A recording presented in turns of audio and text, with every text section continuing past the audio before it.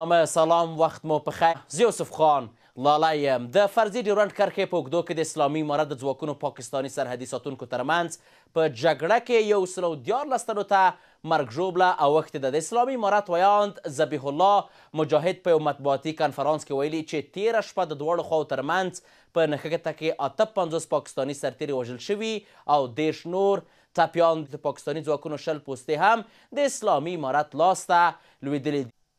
پر همدې موضوع د بحث لپاره په ژوندۍ بڼه راسره وصل دی د نړیوالو چارو کارپوه ښاغلی عزیز مارد صاحب. مارد صاحب ستړی مه شئ، وخت دې په خیر، خپرونې ته هم په خیر راغلی. مارد صاحب، د تېرې شپې بریدونو ته په کتو د اسلامي امارت کلک ځواب ته په کتو چې پاکستان ته یې ورکړی دی، فکر کوئ چې اوس به بیا هم پاکستان دا جرأت ولري چې یو ځل بیا په افغانستان باندې برید ترسره کړي او یا هم کوم بل څه؟ مننه. لومړی جناب لالی صاحب تاسو ته حقیقي همکارانو ته لیدونکو اورېدونکو ته سلام او احترامات وړاندې کوم. یقین وکړئ که څه هم برید اوس ودرېده، اوربند اوسه د سعودي او د قطر په منځګړیتوب باندې، اما له ویاړه که څه هم زه د انسان په وژلو په جګړو له ګاونډیانو سره د مسلمانانو جګړو خوشحالېږم نه، ما درته یقیني په ډېر ویاړ او په فخر سره ویلی شم چې ډېر زیات خوشحاله یم چې دې پنجابیانو ته بالمثل او د غچ اخیستلو جواب ورکړل شي. په تاریخ د افغانستان کې، په تاریخ د پاکستان کې، تاریخ د افغانستان نه بخره د پاکستان تاریخ جوړ شوی تر اوسه پورې دا ډول حمله د افغانستان چا نه و پرې کړې. صحیح ده، په 1990 کال کې مغولګۍ د 20 ساله اعلیحضرت ظاهرشاه پیلوټ ته امر وکړ، د هاشم خان کابینې مختار ګل صدران ورغی، الوتکه یې ورته وویشتله، خطا یې کړل او ډز یې پرې وکړې د پنجاب په پوستې باندې. د ډاکټر نجیب په وخت کې 3 الوتکې راغلې، تحریم یې نقض کړ، امر وسه لاړل، الوتکې ویویشتله او دغه سیمه یې ورته بمبار کړه. همدا رقم پلان شوې ډله ییز حمله تر اوسه پورې نه وه شوې. د اولین ځل دپاره د استاد رباني حکومت په اصطلاح مجاهدین راتګ سره وروسته پاکستان دلته حملې شروع کړې، تر جمهوریت د کرزي صاحب او د اشرف غني صاحب په وخت کې چا جواب نه ورکاوه.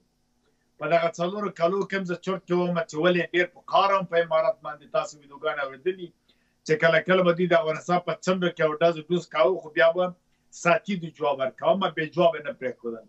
دا ور ډېر کلک په کار وم او ډېر خلک ډېر احساساتي سوي وو چې امارت اسلامي نو باید چوپ پاتې نه شي، ځکه پلازمینه ویشتل دښمن یې ولي.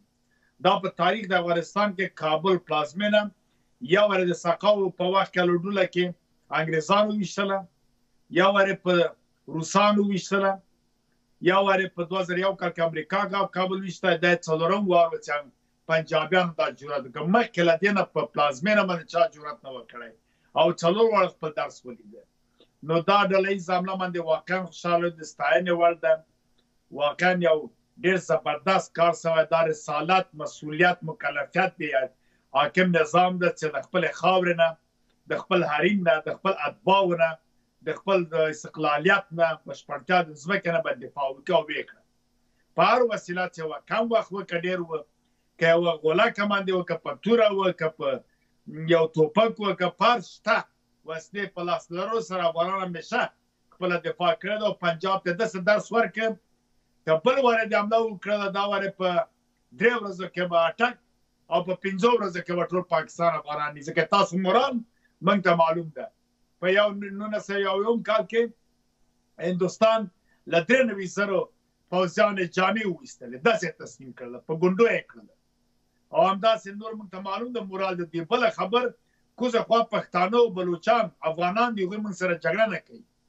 په دې پاکستان پنجاب کې خپله پنجاب پوځیان مسلمانان دي، عقیده‌ایي روحیه لري، هغه له ملا سره جنګ نه کوي. او همداسې کشمیر او سندیان په دې پیږي چې هر څومره وسته هر څه سره یې بیا هم دلته مورال ضعیف د افغانستان په مورد کې. نو بیا هم دوی ښه د عبرت درس واخیسته او د افغانستان عزت او حیثیت او غرور بېرته په جای ځای چې موږ ټول بېرته په احساساتو په ورړو راغلو. که نه ډېر کلک خفه وو، نګراني درلودله، ځکه افغانان همیشه د اجنبي دښمن په مقابل کې چا څوک په افغانستان تعرض وکړي یو موټی کېږي، هر څوک د خپل زما پوښتنه هم همدغه ده مارد صاحب، زما پوښتنه هم همدغه ده مارد صاحب، چې آیا نن ټول افغانان د اسلامي امارت سره اوږه پر اوږه موټي دي یو موټي دي یعنې پر وړاندې ولاړ دي؟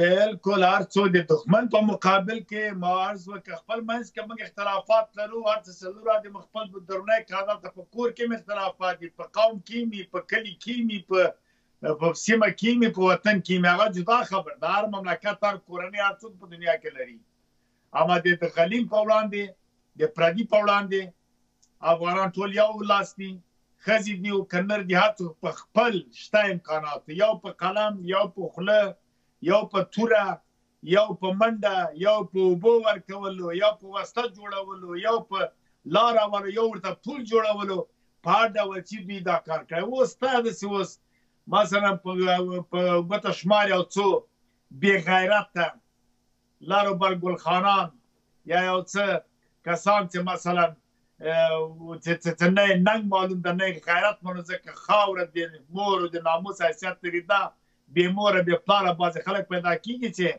په ضد د خپل وطن د خپل خاورې د دې لپاره چې عقده لري له قوم سره یا له حاکمیت سره، هغوی به داسې بې غیرته ژوند کړی وي، کوي به یې نیکونه به ورته میراث پاتې، هغه خپلې خبرې ساتي. اما عمومي حب الوطن من الایمان دا بیا عمومي منفعت ده، عمومي خبره ده، عمومي غیرت ده، عمومي شرم و حیا ده او غرور هم بیرته عمومي ده. ګوره زه په لندن کې هم دا اوله تاسو نه 14,000 کیلومتره ناست یم یا 12,000 کیلومتره، ما هم غرور افتخار مې خوشحالي مې همدا ده چې بیرته حداقل پنجاب جواب ولیدي.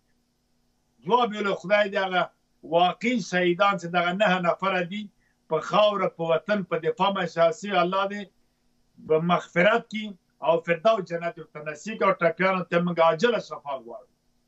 چې دا ټول کسان چې د پنجابیانو مقابل کې ځان قرباني کړل، دې ته وایي واقعي په وطن مین شهیدان دي، نو پاتې کېږي. صحیح. اوس بېلابېلې څرګندونې شوي دي، داسې راپورونه هم ځایي سرچینو خپاره کړي وو چې ګواکې یو بل برید دی هم په هلمند کې ترسره شوی وي د پاکستان له لوري، د پاکستان ولسمشر هم څرګندونې کړې وې، د پنجاب اعلی وزیر هم څرګندونې کړې وې، د پاکستان پوځ هم خپلې څرګندونې درلودې. فکر کوئ وروسته له دې به څه کیږي؟ وروسته به بل اقدام څه وي؟ آیا هر څه به بیرته سمیږي؟ دواړه هیوادونه به بیرته تعامل ته سره ځي؟ بیرته به د دواړو هیوادونو ترمنځ تجارت شروع کیږي؟ یا هم پاکستان په ټوله کې خپلې ټولې دروازې تړلې دي د افغانانو پر مخ باندې، بیرته به دغه دروازې خلاصیږي او که نه دغه ستونزه او دغه مشکل به یو څه نور هم دوام پیدا کوي؟ ګورې دا خو یو څرګنده حقیقت ټول نړۍ په دې پوه شوه، ټول خلک چې پاکستان خلاف د ټول نړیوالو اصولو د هسې عدم مداخلې څه وخته ما ذکر وکړ، ډیپلوماتیکو اصولو د احترام متقابل، د اوس هم جوارۍ، د اعلامیه د حقوق بشر، د جرایم جنگي کنوانسیون 1990 کال دغه پروتوکول 1901 کال، د ټولو اصولو د منشور ملل متحد 1 فصل دی او عمل ترسره کړ. دا یو واقعیت ده، دا د افغانستان حق و چې وروسته هغه د نړیوالو باندې غږ وکړو، خبرې اترې بالاخره بالمثل عمل وکړ. پاکستان دا خبردانه څه کوي ته د دښمن ده او د امنیت تعدیلاتو شورا امنیت نه باید دا ریزه کړې وای، قطعنامې باید فیصله کړې وای، په همکاري د حکومت د افغانستان دا کار ترسره کړی وای، صحیح و. هغه هم که کره شواهد و اسناد درلودی باندې دا کار وسه. اوس که دوی چارواکي خپل ملت دپاره د خپل حیثیت او عزت د خپلې کړنې د غلطۍ د تلافي دپاره خبرې کوي، هغه دوی کار ده. اما په ټوله کې دوی هم پوهېږي، موږ هم پوهېږو چې جنګ د دواړو هېوادو په ګټه نه دی، د دواړو هېوادو په شاتګ ده. سوله او امنیت، ثبات، تجارت، همکاري، مرستې یو بل سره، ځکه دغه جغرافیه کې دا دوه هېوادونه شته. که وغواړي که ونه غواړي، دا چې دا د غرب او د امریکا پروژې برنامې لري راځي دلته د شر او فساد او جنجال جوړوي، د دې لپاره چې امریکا ته زمینه مساعد که بیرته اړیکې سره عادي شي، بیرته تعامل وشي، دا د دواړو لورو په خیر دی. مورد صاحب تاسو دا موخه ده، درست؟ بله سر، یعنې که بیرته اړیکې عادي شي، تعامل شروع شي، دا به د دواړو هیوادونو په خیر وي. ستاسو همدغه موخه ده، درست؟ بالکل، دا د پرمختګ باعث کېږي. یو ترهګر که راځي یوه هېواد ته په دواړو باندې په سیم باندې اثر کوي. اقتصادي بحران که راځي، که آفت طبي راځي، طبیعي بخره غواړم، او یا که نور مشکل جوړېږي، که دلته خوشحالي راځي که هلته بې امنیتي او بې ثباتي په ټولو تاثیر لري نو په سولو ثبات کې په تجارت کې په کومک او مرسته په پانګونه کې په سیاسي او ډیپلوماتیکو اړیکو پراخولو کې دواړو ګټه ده دواړه په مخ کې چې هم له افغانستان هم ایران د سیمې ټول هېوادونه دې ته دوی پام سره مارج صاحب په ډېرې بښنې سره مارج صاحب که ماته وخت راکړې په ډېرې بښنې سره قطر او سعودي دلته غبرګون وښودلو حتی د دواړو لورو ترمنځ منځګړیتوب هم وکړلو ولې تر اوسه ملګري ملتونه چوپ دي مارج صاحب ولې دا کېدای شي کوم هغوی په دې خوشحالېږي ځکه غرب دوی برنامې لري خپل پلان لري موږ همدې ما شک و چې پاکستان ته برنامه نه یې ورکړل شوې داسې جنګونه مداخلې وکړه چې زمینه مسایل داسې دلته د هغوی راتګ ته یا خپل حریفان روسیې او چین او ایران ته مشکلات جوړول دا بیا نور بحثونه دي په دې کې اوس نن سبا ملتونه هوښیار شوي افغانان هم په دې پوهېږي خپل ګټې او منفیت اوس نن سبا متوجه دي اما دا چې دوی قطر او سعودي له اوس نیت نه داسې وکړه ترسره کړه ځکه دوی په دا سیمه کې نور پلانونه دي سوله لار نه تجارتي او نور لري او بیا خاصا قطر اوس غواړي افغانستان سره ښه رابطه لري حتی پاکستان سره د سولې خبرې او بعد مشران مدیریت کوي او سعودي فکر کوم د اسلامي رسالت دپاره هم دا کار کړی اما په ټوله کې خپله پاکستاني چارواکي هم په دې باندې پوهېږي چې د جنګ او جګړه او ولې د دوی په ګټه نه د وخت مارزو که چې هلته خپله قومونه راجګ شوي دي د پنجاب په وړاندې باندې بیا که چیرې هغوی داسې فرصت وګوري و بیا هغوی هم د دې فرصت استفاده کوي او خپل اعمالو ته رسېږي پنجاب ته تاوان رسېږي ډېره مننه د نړیوالو چارو کارپوه ښاغلی عزیز مارج په خپرونه کې ستاسو له ګډون څخه نړۍ منندوی یم